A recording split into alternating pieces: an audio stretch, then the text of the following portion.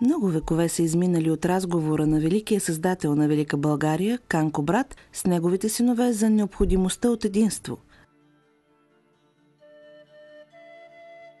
Легендата за снопа пръчки сред дунавските българи и снопа стрели сред волжските българи не е изчезнала. Канко брат е мъртъв.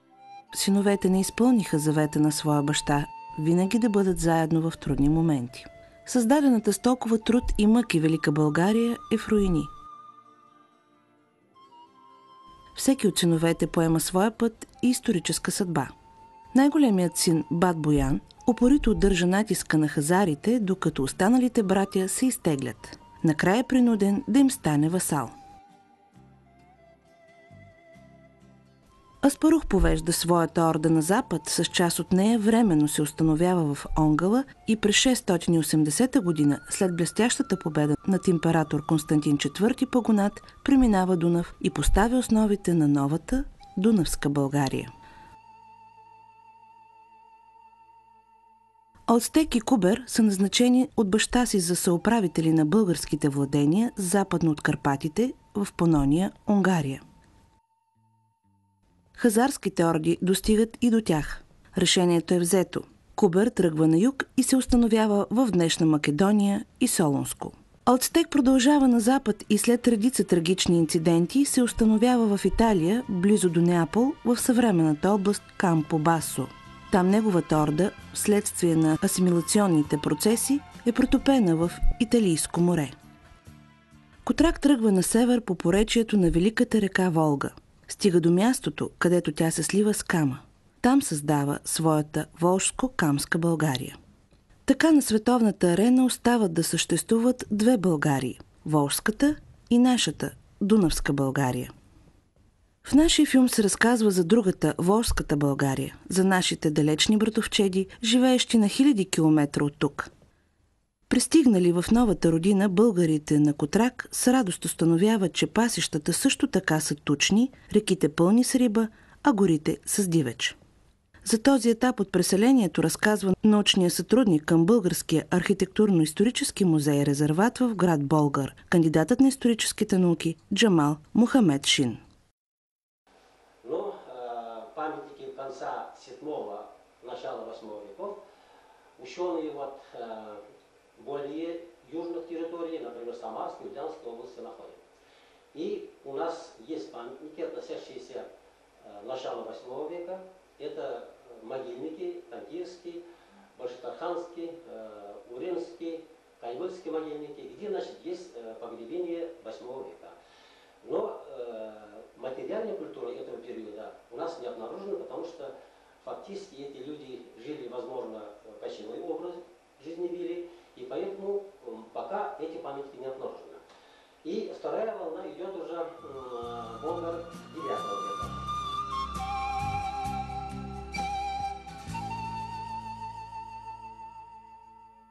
Разбира се, през суровите зимни месеци вече не може да се живее в шатрите или на открито. Започва невиждано до тогава строителство.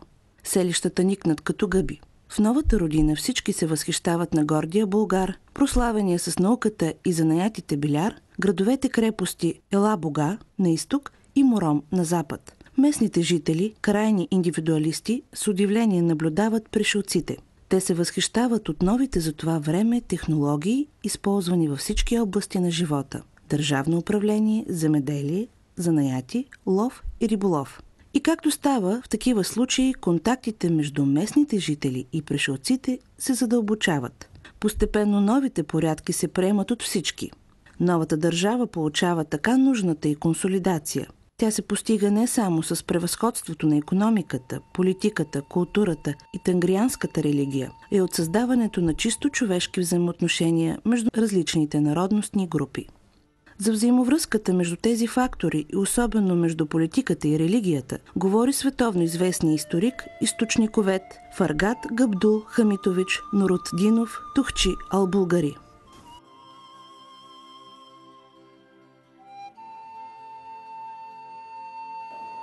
У нас много неудобств возникает между волжскими и дунайскими болгарами из-за религии. Религия не должна мешаться в национальные вопросы никогда. Религия должна заниматься только Богом, молитвами, нравственностью. Вот чем заниматься. А о национальности должны мы думать без религии.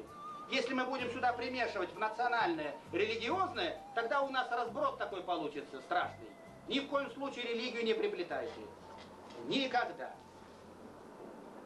Все должны молиться, как привыкли, но слово «булгар» не приплетайте религию. Не приплетайте религию. Българите са принудени да се защитават от постоянно налитащите врагове. Апогеят на българското военно изкуство е Овнешката битка през 1223 година. Малко преди това ордите на Чингис хан преминават през Кавказския хребет, разбиват обединените руско-кумански войски при река Калка и завземат Киев. След това те тръгват на изток към Волжска България. Българите се подготвят много добре. Жигулевските възвишения близо до Самара са превърнати в непрестъпни фортификационни съоръжения. Монголите са подмамени в този капан и разбити. Българите вземат над 4000 пленници, за да увеличат позора на Чингис хан и покажат глупостта на неговите военачалници. Заменят за по един овен. Така българите, единствени в Европа, побеждават монголите. Легендата говори, че Великият хан не преживял позора и починал. След официалното приемане на исляма при цар Алмъш, приел арабското име Джафар, почти всички племена започват да говорят на един език – български. Какво влияние е оказал на околните народи, разяснява Мирфатих Закиевич Закиев, академик на Руската академия на науките, на Академията на науките на Република Татарстан и на Международната тюркска академия. У вас български язик до принятия или до перемешения со славянским языком, наверное, тоже имело вот такой българские особенности. Потом оно, естественно, получилось потом третий язык от двух славянских и тюркских диалектов. Получился третий язык, который продолжается в современном булгарском языке, в вашем болгарском языке. Вот мы так рассматриваем вопрос, и надо сказать, что сейчас современные некоторые историки наш народ хотят выводить из татаро-монгольских завоевателей, говорят, вот какие сильные татарские монгольские завоеватели были. Наш народ происходит от них, мы к болгарам не имеем никакого отношения. Это неправда. Откъсналата си Златна Орда продължава експанзията си на запад и на северозапад. Всички руски княжества са принудени и се подчиняват. Волжска България също става неин васал. Започва залезът на другата България. За него спомагат не само монголските орди, но и междудинастическите борби, походите на руските князе и разбойниците, ушкуйници от Новгород. Казанския ил се обособява в Казанско ханство и продължава борбата до решителния поход на московския цар Иван Грозний. През юни 1552 година той тръгва срещу Казан с 150 000 армия и 80 000 конници.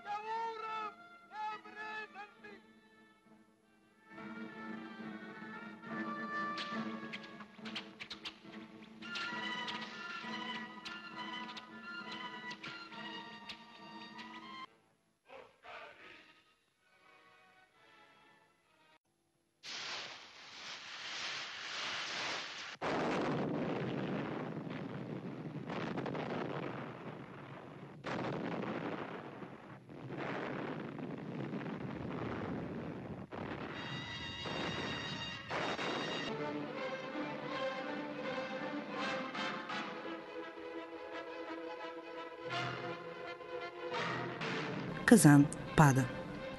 Волска България престава да съществува, но споменът за нея живее вечно в сърцата и душите, в песните и в танците на признателните потомци.